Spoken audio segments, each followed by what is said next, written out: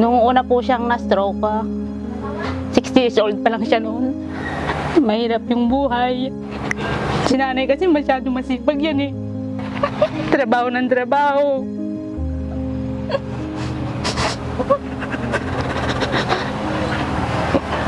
Ayaw niya nang makalat. Inabuso niya yung katawan niya. Kaya siya na-stroke.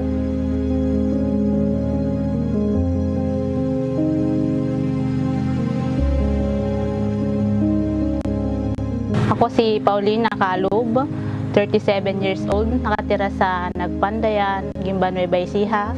Pangalawa po ko sa anak ni Elsa Aricheta na stroke patient.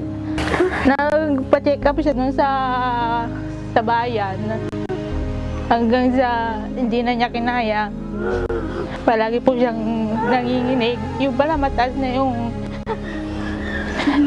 kanyang kolesterol. Tapos meron siyang kidney stone, mas maliit yung isang kidney niya. Kaya nahihirapan yung kidney niya na sumala. Sa tulong naman ng isa naming kapatid na medyo maganda naman ang kanyang trabaho, natustusan yung paggamot ng aming nanay. Hanggang sa unang stroke niya, naka-recover na siya. 2 years after, na-stroke na naman po siya. Yung pangalawang stroke, ilang araw pa lang po siyang naiuwi namin dito sa bahay. Binalik na naman po namin siya sa ospital. Dahil hindi po nagtigil yung pag-seizure niya. Nanginginig na lang po siya. Kaya po binalik na naman po namin siya sa ospital.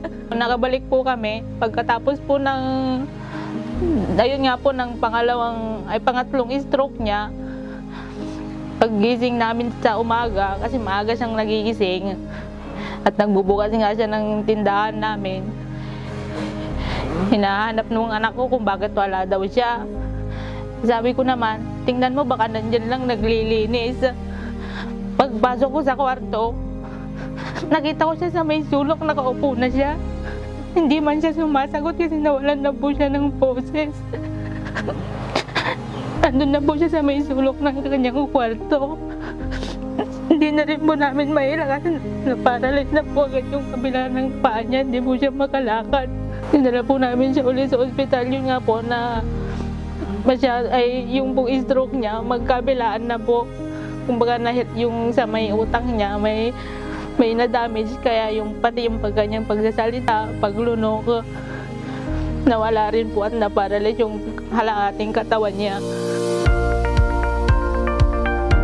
Pinakilala po ng kapatid po ng katrabaho ng aking kapatid na ang King's Herbal Plus po ay malaking naitulong sa kanyang nanay na may sakit. Kaya hindi po kami nagatubiling bumili rin po ng King's Herbal Plus para masubukan po sa aming nanay. Kaya nga po nang nakikita ninyo, naka-NGT po siya. Dito na lang po namin dinadaan sa NGT yung King's Herbal Plus. Malaki naman po yung pagbabago niya simula nung uminom po siya ng King's Herbal Plus. Mas napabilis po yung kanyang paglakas, hindi po katulad ng dati. Na hindi po siya nakakaalala, hindi po niya kayo maaalala. Yung kamay po niya dati, para po yan siyang robot na hindi niyo po maigagalaw. Ngayon po malaki naman na po yung pagbabago. May tatas niyo na po siyang ganyan. Dati talaga pong maigpit na maigpit po yung kanyang kamay. Pati po sa kanyang paa. Dati po yan unat na unat, hindi po siya makikitang nakabaluktot. Umaga, tanghali, hapon po ang pag-inom ng King's Herbal Plus bago pagkain niya. Nasanay naman na po siya sa pag-inom niya, kaya malaking tulong po rin sa kanyang katawan. Sa tulong na rin po ng King's Herbal Plus, unti-unti pong gagaling ang aming nanay. Mas mag-i-improve pa po. Nagpapasalamat po ako sa King's Herbal Plus na malaking naitulong ng improvement ng aking nanay.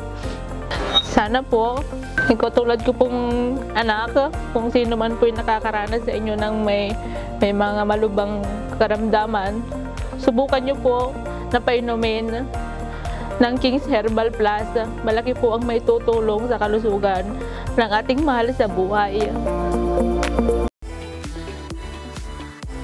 King's Herbal Plus is available at all Watson stores nationwide and also available at our local pharmacies at Visayas and Mindanao areas such as South Star Drug, Rose Pharmacy, 360 Pharmacy, HB1 Pharmacy, Amesco Drug, Sabon Drug Store, Grace Pharmacy, Drugman Drug House, Jolly Pharmacy, MD Drug, Argrelius Pharmacy, Sincere Drug Store, Tesco Drug, 316 Pharmacy, Armico Drug, Metro Kings Pharmacy, and Vigium Pharmacy. For more information, please contact us at our official Facebook page, REH Kings Empire Corporation.